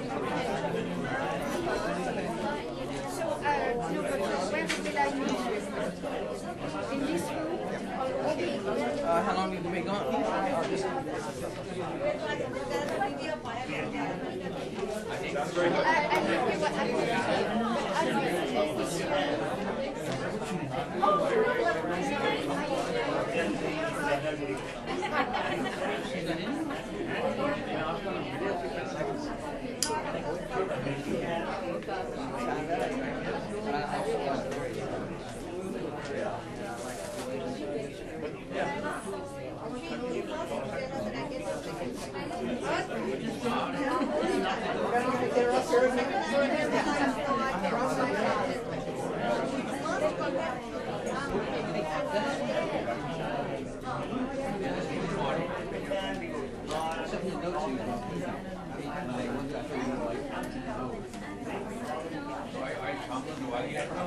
I'm fine. I'll be here probably. I'll go back to China. I hope so. We've got some my former students are being okay. All her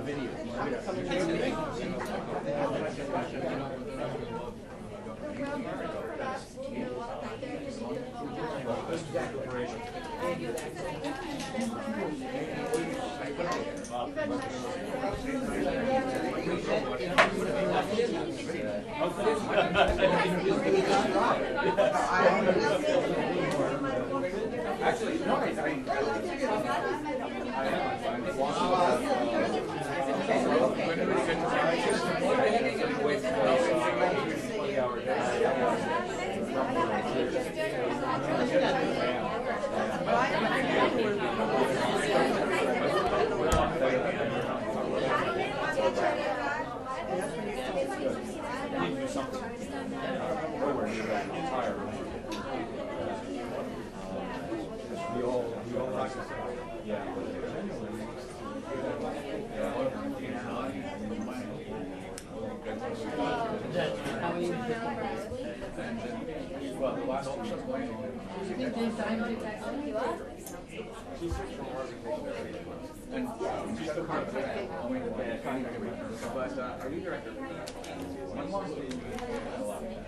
How many times? Now mine is still young. That's what I thought. I want to meet each other.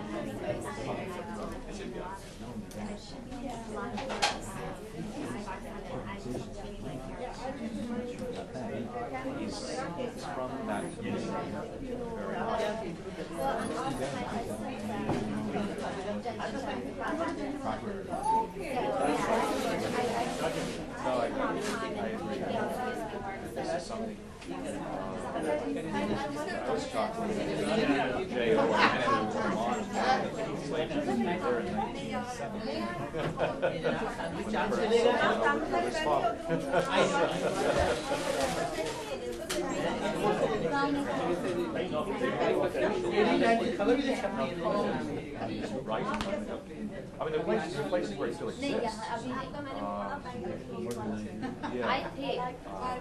But there it was not prohibited by law. I think all the slaves were property of the Sultan.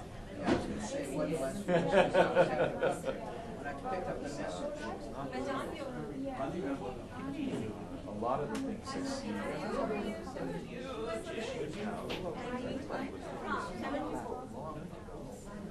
Well, actually, it's better than that. Anyway, I knew that I knew. A lot of things that you really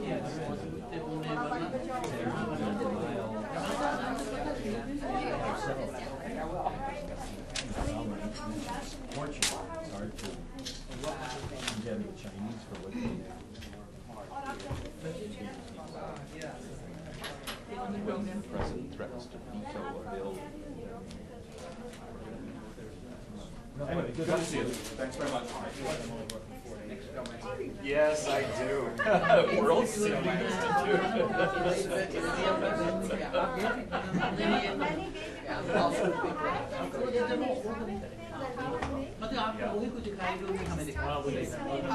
May I make an announcement? We have another event in this room in about 10 minutes. May I just urge you all to move out to the hall. People are not going to let you go. Son, it's very nice meeting you, and you look forward to seeing you. Whether you use it or not, but I'm going to give it. I Give mean, her yours to her. Yes, 17.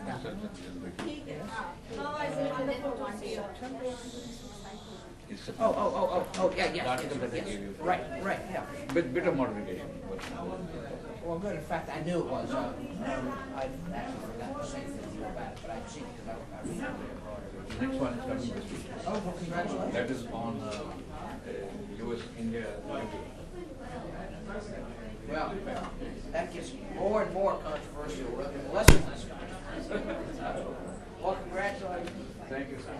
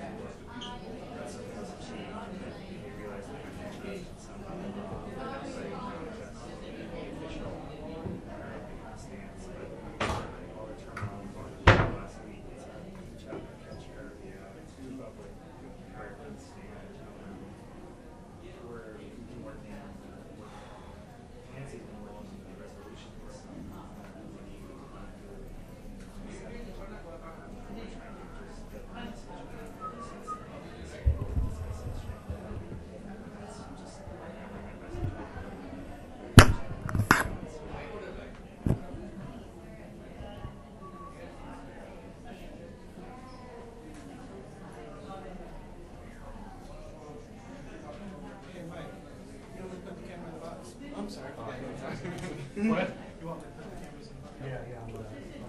Well, I just finished here, so.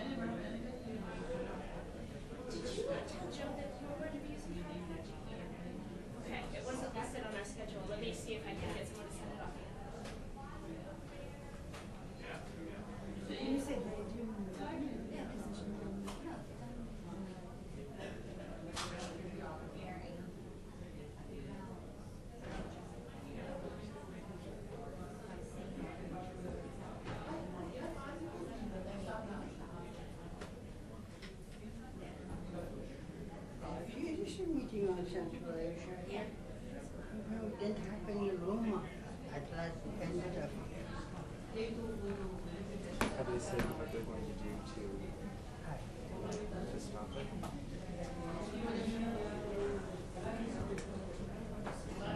No, but I do know, but have they made any announcements? Have they said what measures are put in place to stop this already?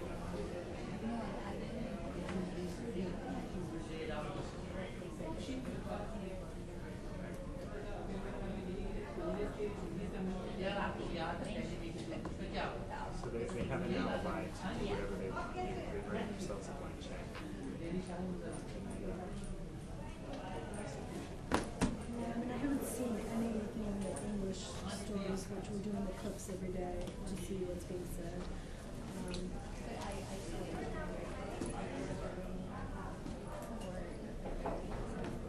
No, I just know it's useful to know.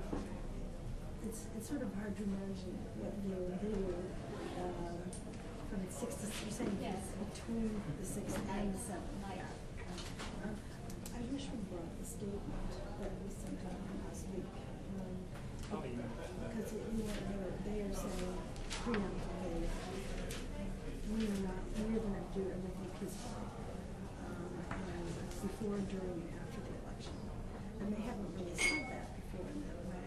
And so we would, like Andrew was saying, talking to the U.S. people and other communities and sending this to the DSC people so they know that what we hope is they will watch more carefully and they will not be able to say, I guess got to get out the wet noodle. Because the human rights report, in most recent reports from the DSC, violence via positions like that. And so in our view, from your view, the record leading up to the election has been very clean. And so we've done as much as we can think of that we would be happy to do more to try to keep that record going. When it goes out of our control. But we said to you, we could think of more methods and techniques for controlling peaceful action where people are not included if they are thinking about things like specifics. Basically, because they continues to spend issues that were the cause of the violence in 2003, they've taken very specific precautions. They said that they're license to weed out provocateurs who are in the crowd. We've both seen in Azerbaijan taken holistic measures to avoid those kinds of things from happening here. So they are preemptive precedents there. They are peaceful, they are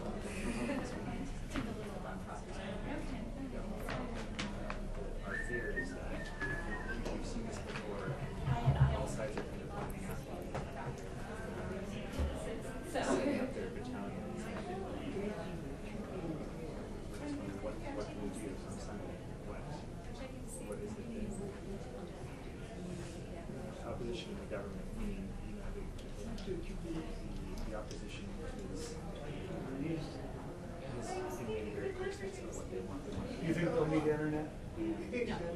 just a presentation on it.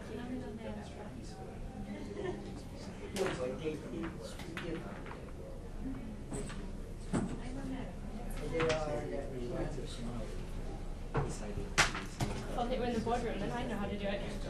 I'm already an expert on that. It's not addressed both sides, but addressed very specifically to. Are you here this weekend too? Now,